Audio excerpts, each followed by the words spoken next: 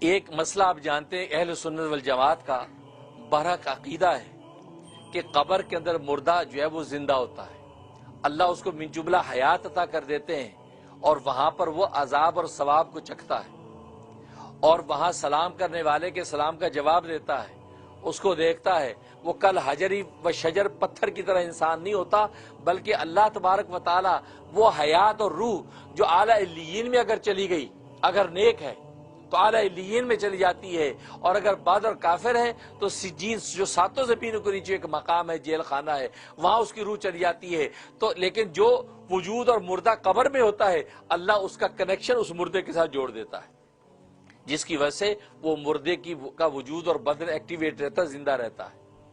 اور اس حیات کی وجہ سے وہ قبر میں آنے والے عذاب کی تکلیف بھی محسوس کرتا ہے، وہاں جنت کی کھڑکیاں کھولتی ہیں، اس کے جو مزے بھی محسوس کرتا ہے۔ اس لیے قبر کے اندر انسان جو ہے اس کو حیات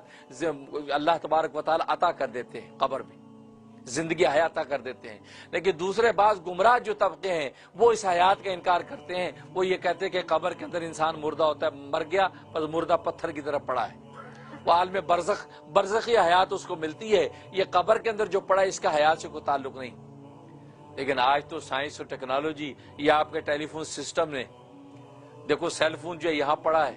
لیکن اس کا کنیکشن سیٹلائٹ کے ساتھ ہے، سیٹلائٹ کے ساتھ ہے۔ جب بھی آپ کال کرتے ہیں تو پہلے سیٹلائٹ سے کنیکشن ہوتا ہے، وہاں سے آ کے آپ کا ایکٹیویٹ ہوتا ہے۔ تو آج دنیا کے اندر ایسی چیزیں موجود ہیں کہ سیٹلائٹ کا تعلق چونکہ ٹیلی فون کے ساتھ ہوتا ہے تو یہ ٹیلی فون ایکٹیویٹ رہتا ہے، اگر وہ تعلق منقطع ہو جائے تو یہ بند ہو جاتا، آف ہو جاتا ہے۔ تو بالکل اسی طریقے سے یہ مردہ جو قبر میں پڑا ہے، اللہ تبارک و تعالی وہ اعلیٰ علیین جو ساتوں آسمانوں کے اوپر ایک مقام ہے جو اہل جنت کے لیے، وہاں روحیں چلی جاتی ہیں، ان کا کنیکشن اللہ تبارک و تعالی اس دنیا کے اندر قبر کے اندر پڑے مردے سے جوڑ دیتے ہیں، جس کی وجہ سے وہ زندہ اور ایکٹیویٹ رہتا ہے۔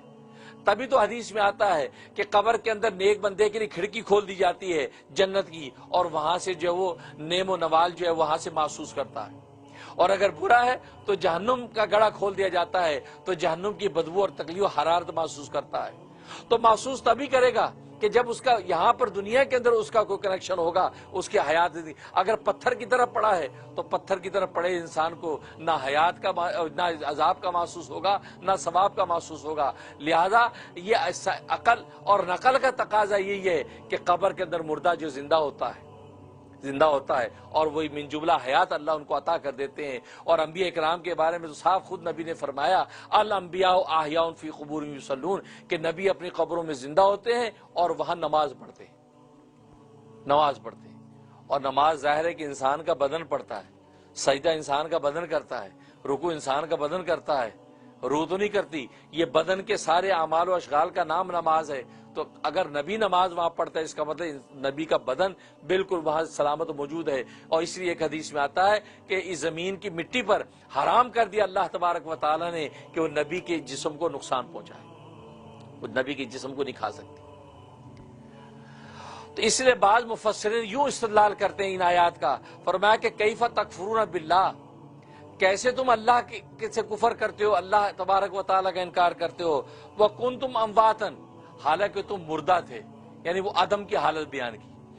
فَأَحْيَاكُمْ، پھر اللہ نے تمہیں زندہ کر دیا، تو گویا کہ کون سی حیات، یہ دنیا کی حیات جو ہم گزار رہے ہیں۔ ثُمَّ يُمِيتُكُمْ، پھر تمہیں مار دے گا، مردہ کر دے گا، مطلب وہ موت جو انسان کو آتی ہے وہ مراد۔ فرمایا ثُمَّ يُحْيِيكُمْ، پھر تمہیں زندہ کر دے گا، مطلب ان مردوں کو جب تم قبر میں دفناؤ گے تو قبر میں اللہ پھر زندہ کر دے گا، یہ کنیکشن تمہارا جوڑ کر تم حیات پالو گے۔ ثُمَّ إِلَيْهِ تُرْجَعُونَ، پھر تمہیں اللہ تبارک و تعالیٰ کی طرف لوٹائے جاؤ گے، مطلب یہ وہ معاد میں اٹھ کر اللہ کے سامنے پیش ہونے کی حالت آخر میں بیان کی ہے کہ قبروں سے اٹھ کر اب اللہ کو پیش ہو جاؤ گے۔ اس سے پہلے کی جو حالت ثم یحییکم، وہ قبر کی حیات کا ذکر ہے، اور یہ سینس بن رہی ہے، بالکل بن رہی ہے۔ پہلے تو مردہ تھے، یعنی کچھ بھی نہیں تھے، عدم تھے، پھر تمہیں زندہ کر دیا، پھر تمہیں مار دیا، اور پھر تمہیں زندہ کر دیا قبر میں، تو حیات فی القبر کا استدلال کر دیا۔ اور اس کے بعد کہا پھر وہاں تم حیات میں رہے اور جنتوں کی نعمتوں کے مزے اڑاتے رہے یا جہنم کا عذاب بھگتتے رہے۔ پھر ثم ذکر کیا طویل عرصہ، ایک طویل عرصے کے بعد الیہ ترجعون، پھر حشر میں اٹھا کر اللہ کے سامنے پیش کر دیا۔ اللہ اکبر! تو اس سے حیات فی القبر ثابت ہو گئی۔ کیونکہ اگر آپ یہ کہیں کہ سما یحییکم سے مراد وہ حیات ہے کہ جو میدان حشر میں دی جائے گی، تو میدان حشر میں تمہیں حیات دی گئی، تو پھر درمیان میں سما ذکر کیوں کیا؟ تو وہاں تو یہی آتا ہے کہ قبروں سے اٹھنے کے بعد حشر میں سامنے پیش ہو جاؤ گے، تو پھر سما کا ذکر مطلب ہی ہوا کہ گویا کہ آخر میں اٹھنے کے بعد پھر طویل ترین کون سا وقفہ آئے گا کہ اللہ کے سامنے پیشی میں ٹائم لگے گا؟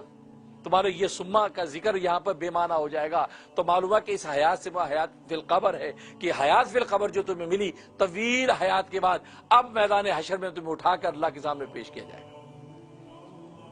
اس سے معلوم ہے کہ یہ عقیدہ جو ہے یہ برحق اور قرآن سے ثابت ہو رہا ہے، ثم یحییکم، پھر تمہیں زندہ کر دے گا، ثم الیہ ترجعون، پھر اسی کی طرف تمہیں لوٹایا جائے گا۔